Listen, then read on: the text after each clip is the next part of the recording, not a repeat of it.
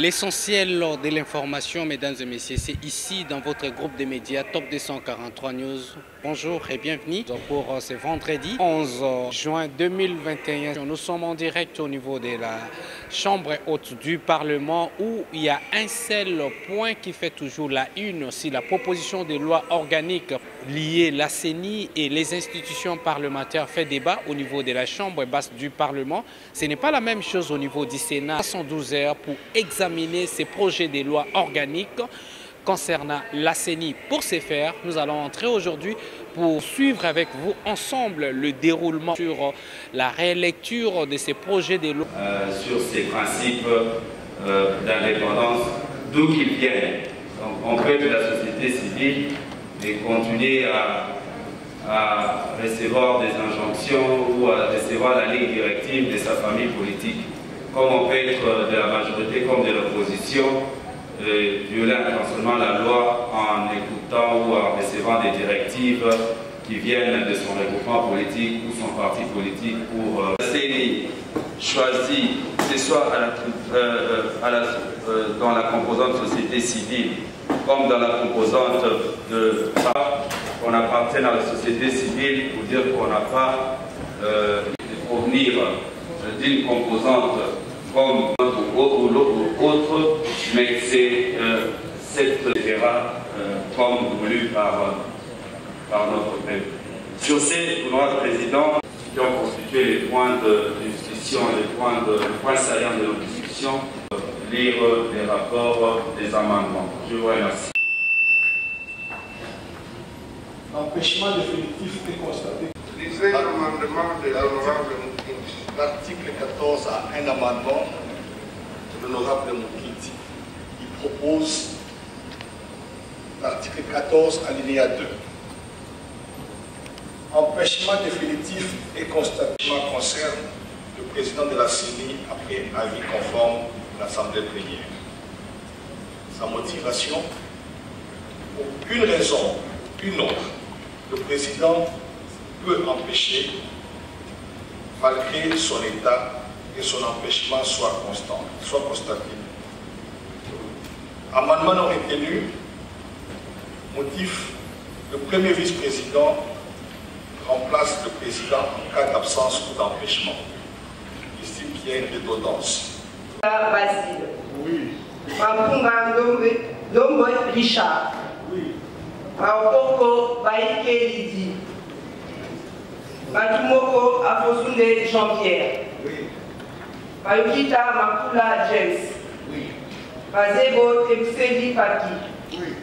Beba Ndokwa Françoise. Bikenge Musimbi Jérôme.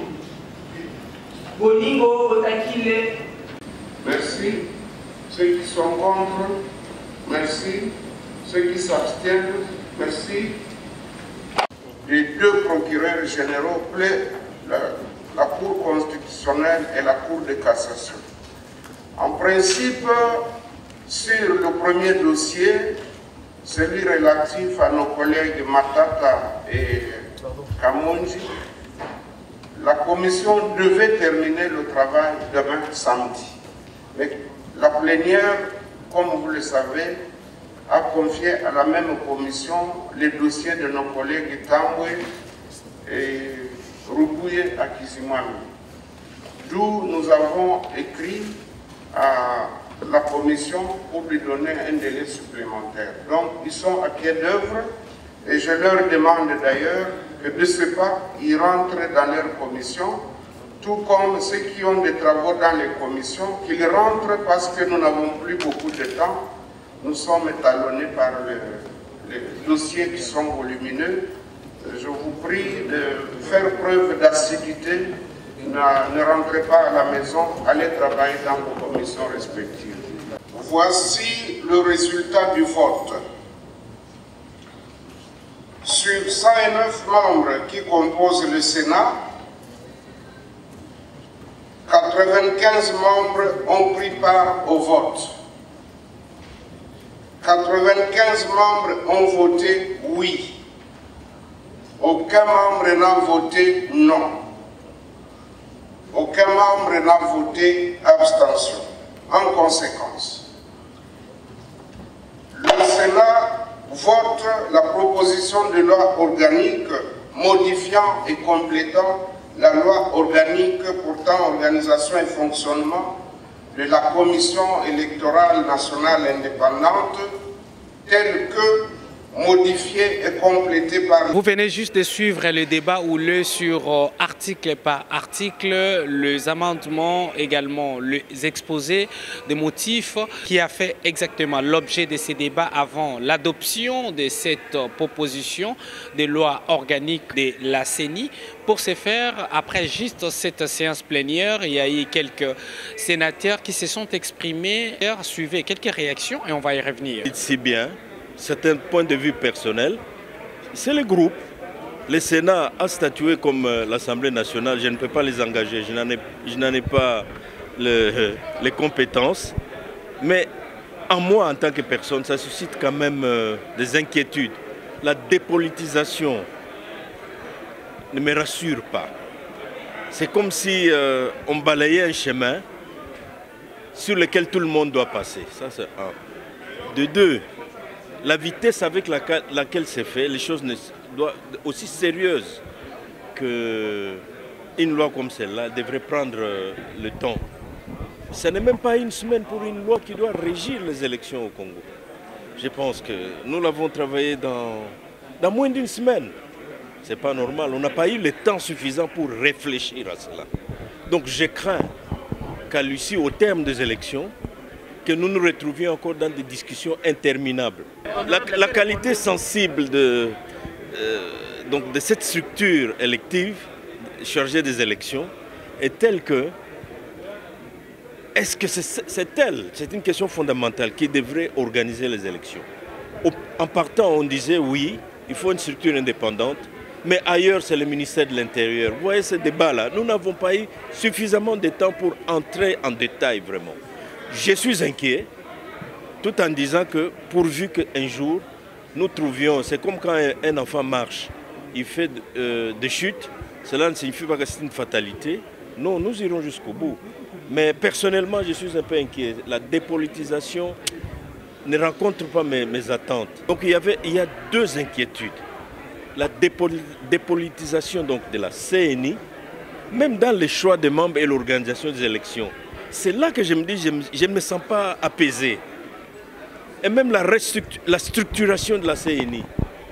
Vous sentez que chacun se bat pour qu'il soit à la place requise pour faire passer ses idées. Et ça m'inquiète un tout petit peu. Nous venons de voter cette loi organique. J'avoue que si on avait eu encore beaucoup plus de temps, nous serions certainement beaucoup plus rigoureux. Il y a beaucoup d'autres choses qu'on aurait bien voulu insérer dans cette loi pour nous assurer que véritablement la CENI pourrait être plus indépendante qu'elle ne l'a été. Nous n'avons pas malheureusement disposé d'assez de temps pour examiner cette proposition. Nous venons de l'adopter. Je pense que le texte qui a été adopté, c'est un texte qui contient encore quelques imperfections, mais l'essentiel a été fait. On a une nouvelle loi ou une loi qui est modifiée, complétée. On va faire avec en espérant qu'il y aura une véritable réforme à l'avenir. Non, la procédure telle qu'elle a été suivie est déjà normale. Une loi, pour qu'elle soit votée, elle passe par les deux chambres. D'abord, en commençant par l'Assemblée nationale, puis par le Sénat. Ensuite, la loi doit être promulguée par les chefs de l'État. Donc, le processus ou la procédure a été régulière. Mais j'insiste sur le fait que l'opinion attend ou attendait une véritable réforme de la CENI pour que les imperfections qu'on a connues par le passé ne puissent plus se répéter.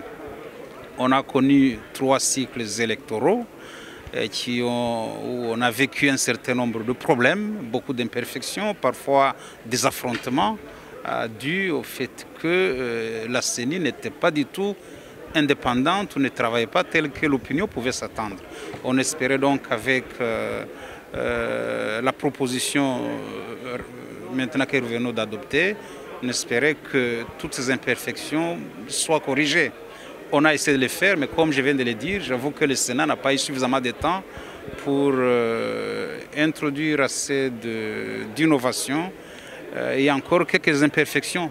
De mon point de vue, Et la réforme, une vraie réforme de la CENI, j'avoue qu'elle n'est pas encore aboutie et on espère que à l'avenir, on pourra certainement y revenir. C'est une loi organique, mais une loi organique, c'est une modification, un complément de la loi organique qui existe déjà. Vous donnez le meilleur de nous-mêmes, mesdames et messieurs, à travers votre groupe de médias Top 243 News. Mesdames et messieurs, merci de nous avoir choisis pour vous informer en temps réel sur toutes nos plateformes digitales. Top 243 News, vous nous lisez à travers toutes les réseaux sociaux. Nous étions en direct ici au niveau du Sénat pour vous donner l'essentiel de l'information basée sur les institutions ou les activités de l'institution parlementaire ici au niveau du Sénat.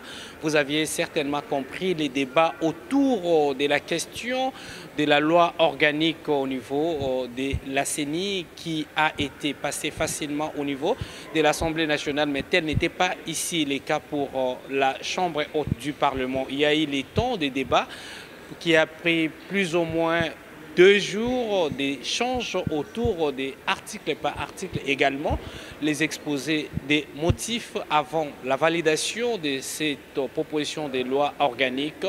Il y a la CENI, la société civile et les acteurs politiques de la majorité, également de l'opposition. Merci pour votre fidélité. Restez connectés, de nous suivre sur toutes les différentes plateformes digitales qui vous donnent accès de nous suivre dans le groupe Top 243 News. À nous revoir très bientôt. Passez un très bon début de week-end chez vous. À nous revoir très bientôt. Pour vous informer de l'essentiel de l'actualité en République démocratique du Congo, il vous suffit de vous abonner sur Top 243 News TV. Également nous lire sur www.top243news.com. Au nom de toute la rédaction, nous vous remercions.